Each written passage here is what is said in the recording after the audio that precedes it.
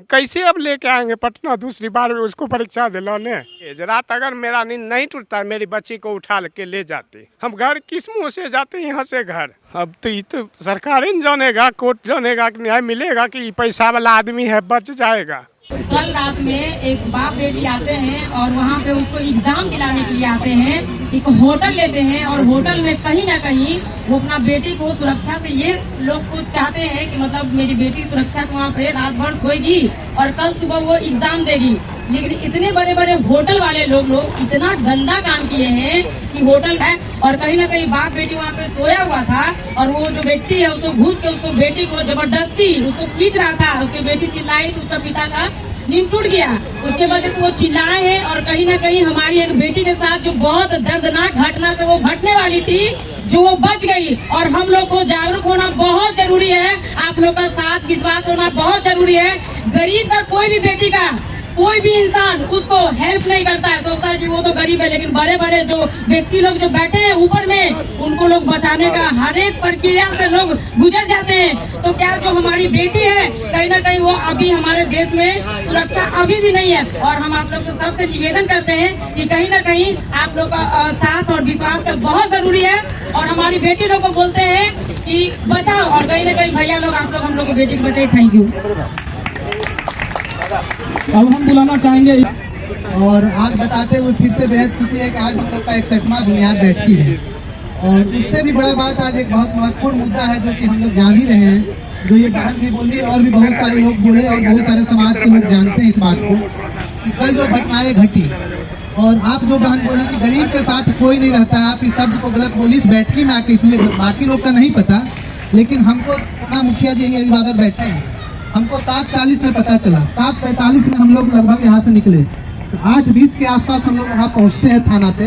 और हम लोग शंकु जी बहुत सारे लोग थे समाज के, 25-30 लोग 15 लोग के आसपास बैठकी से भी लोग जाते हैं, FIR करवाते हैं, होटल सील होता है, मीडिया के सभी साथी को सूचित करते हैं, सोशल मीडिया पे डालते हैं। यही कर सकते हैं हम लोग, प्रोटेस्ट ही कर सकते हैं।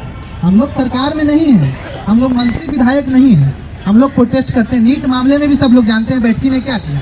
बैठकी ने पैतियामा से लेके जहानाबाद तक 25 किलोमीटर का पैदल मार्च किया था। आज रूबी दी आई हुई है, धर्मेश्वर मुखिया जी की पुतोहू है, ये भी मार्च में थी।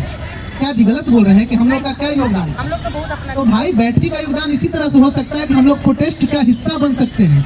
हम लोग कोई सरकार नहीं है कि आज पास कर दें कोई चीज को, तो सबसे बड़ा बात है। लेकिन चिंता का बात है, ये लगातार हो रही घटनाएं चिंता का बात है।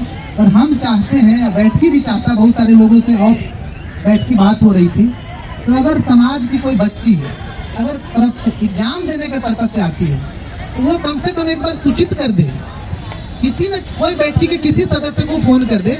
अरे हम लोग का तो 1000 घर तो पटना में है, दो बच्चा कोई बच्ची को रख लेंगे अगर अपने घर में तो 2000 बच्चे तो रख ही सकते हैं। तो इस पर हम लोग को चिंतन करना है, इस चीज पर चिंतन करना है। और ये चिंतन कौन करेगा? हम बैठते किस लिए? हम बैठते हैं इसीलिए चिंतन करने के लिए।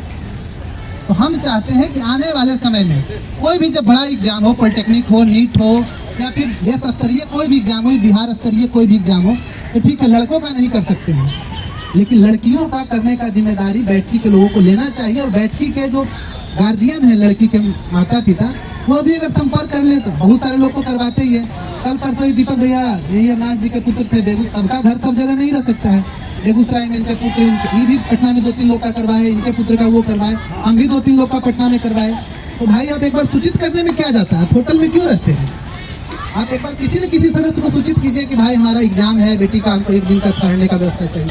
बैठकी में कई लोग तो घोषणा कर चुके हैं कि भाई एग्जाम देने के लिए आइए तो आप जरूर बताइए, हमारा घर आपके लिए सदैव दरवाजा खुला है। तो बैठकी तो ही कर सकता है। तो हम चाहते हैं कि इन जैसे गंभीर मुद्दा पे सभी को चिंतन करना चाहिए। अपना आज का जो विषय यही होना चाहिए कि आने वाले समय में जो समाज की बेटियां हैं उसका सुरक्षा का भाव हम लोग कैसे उसके मन में बेहतर कर सकें, तो पढ़ने अपना आगे का शिक्षा यापन। कभी हॉस्टल में कांड हो जा रहा है, परीक्षा देने आ रही है तब उसमें कांड हो रहा है, तो कौन माँ बाप अपने बच्चे को पढ़ाने भेजेगा? ग्रामीण परिवेश से तो फिर कोई नहीं भेजेगा। इस तरह का 2-4 घटना हो जाएगा तो हम चाहते हैं कि इस तरह घटनाओं पर समाज के लोगों को, समाज के जो ग्रामीण परिवेश के लोगों को विश्वास दिलाना चाहिए। और हम यह भी चाहते हैं समाज के जो लोग स्टार्टअप कर रहे हैं, आप पटना में हॉस्टल खोलिए।